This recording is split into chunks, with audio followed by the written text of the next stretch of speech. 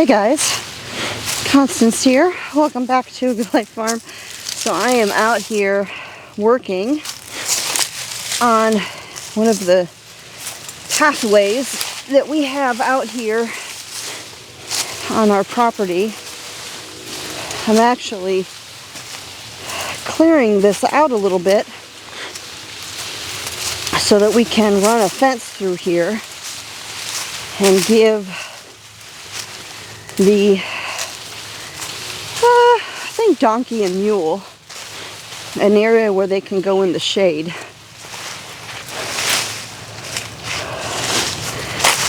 And also the goats at some point too. I mean, the whole point of having movable fence is so that we can move it and give the animals access to other areas and not have them in the same spot all the time. That's why I built a movable shelter like the one we have the bucklings in right now. We can move it from spot to spot. And we're still going to build them like a more permanent shelter that I would say would be more for winter. But in the summer, when there's tons of free food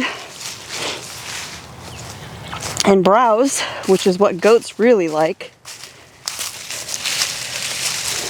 then having an area that they can have access to is kind of ideal. And that means movable shelter.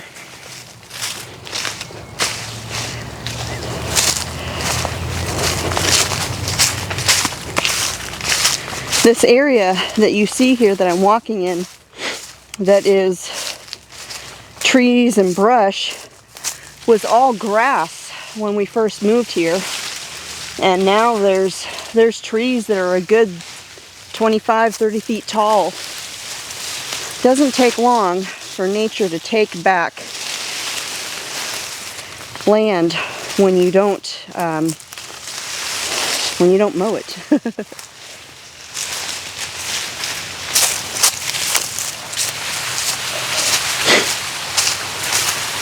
I would actually like to be able to take the bucks and our wethers, Jesse and Chan, which, if you don't know what a wether is, that's just a boy goat who's neutered. I would like to be able to give them access to wooded areas to help keep us from losing pasture, because every year along the tree line we lose several feet of pasture. And if you just compound that year over year, we're going to lose a lot of usable space. And my goal is to be able to get the boys out there so that they can eat the brush, because I mean that's kind of their preferred thing anyways. And keep the woods from taking over.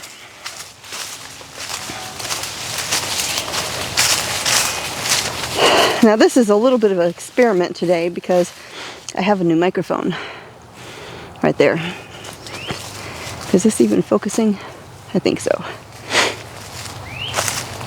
So we're going to see how well this thing does. This is a microphone that I can take with me when I'm moving around and kind of leave the camera stationary, but you can still hear me while I'm working.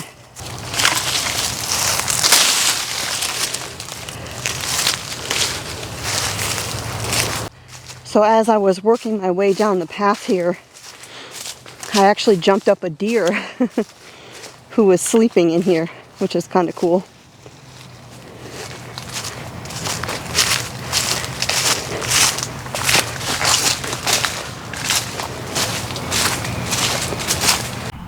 Hello there. I must have almost stepped on you. This is an eastern spotted king snake. These are one of my favorite snakes to see here on the homestead, because not only do they eat rodents and all that stuff, They also eat poisonous snakes. We have never seen a poisonous snake here on our homestead, even though we're in northern Alabama and there are copperheads and rattlesnakes and water moccasins and all those things here. We've never seen any. These guys will eat them up.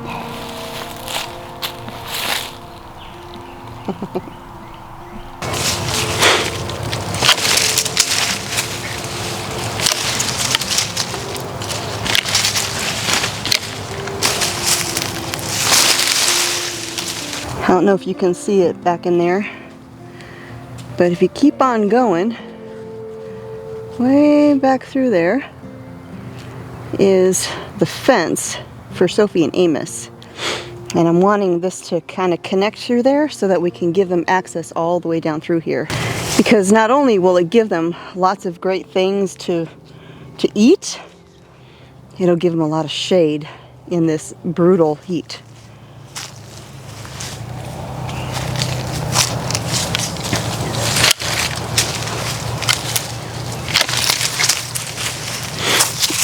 Because it is markedly cooler in here as soon as you come in here.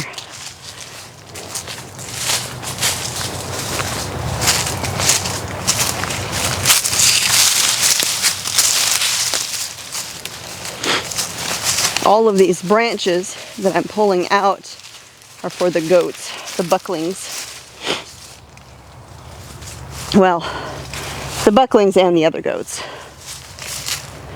because they all love this stuff.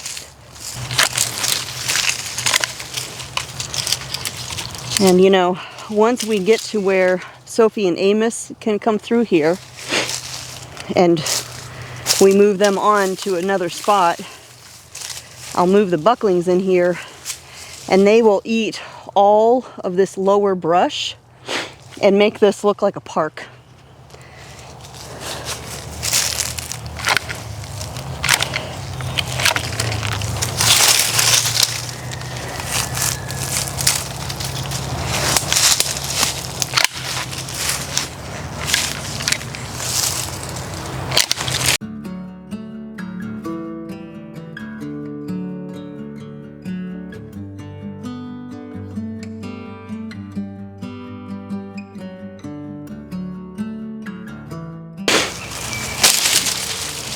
Ooh, hello. I just found an animal den. It looks like an abandoned one though, so nothing to worry about. Well, I don't know if you can see it, but there's actually a trail right there where it's all matted down, where the animals have been coming through here, and it leads right there, which is an animal den. But it doesn't look like it's been used in a while because there's all sorts of debris down in there.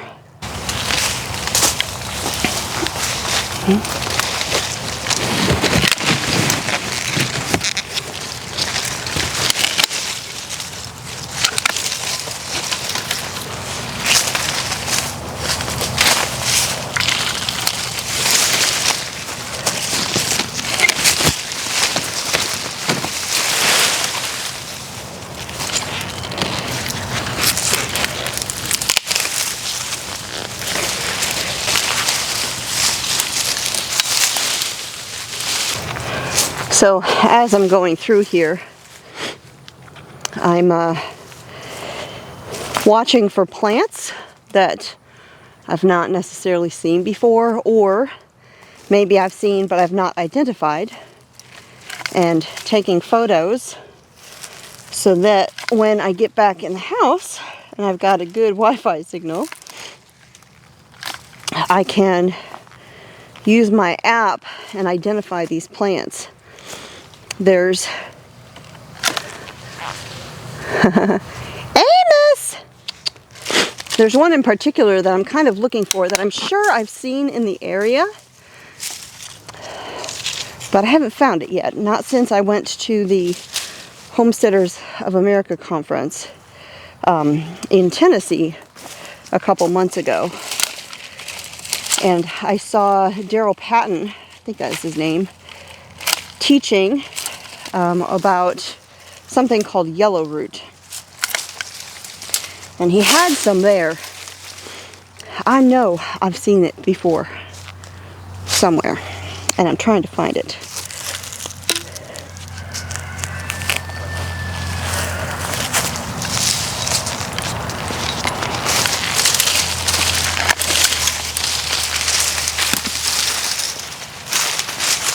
And actually, now that I think about it, since I mentioned my plant identification app, I showed a little clip of me using it a while back, and I had a ton of questions about what app it was that I was using to identify plants.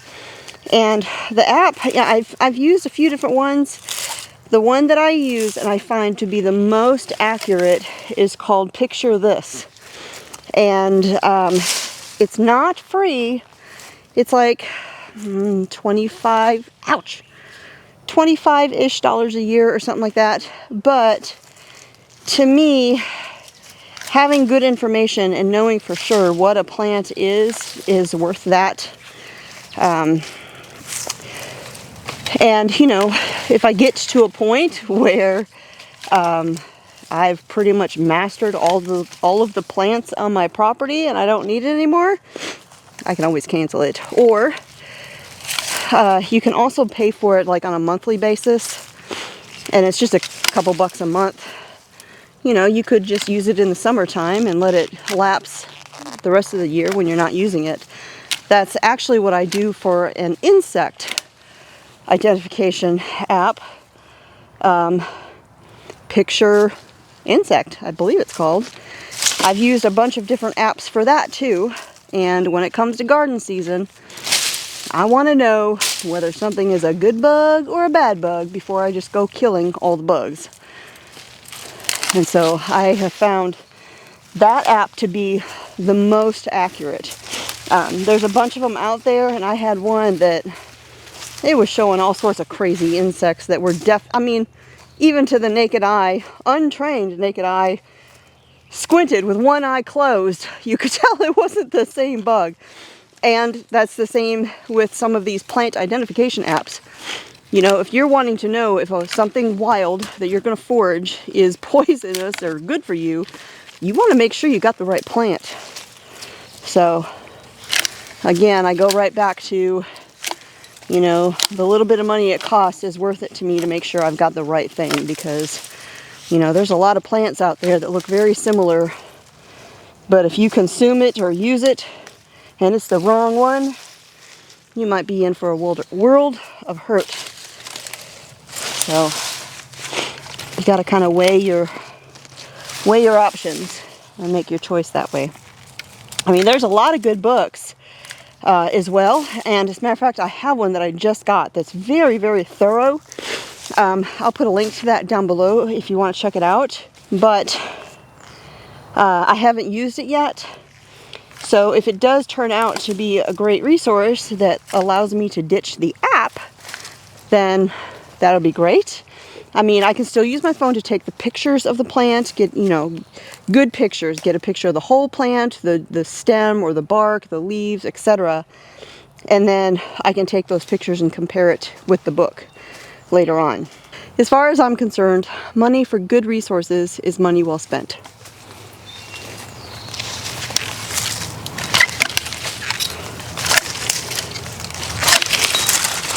Hi, Sophie.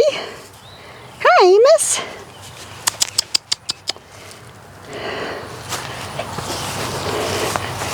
Hi, baby. Hi.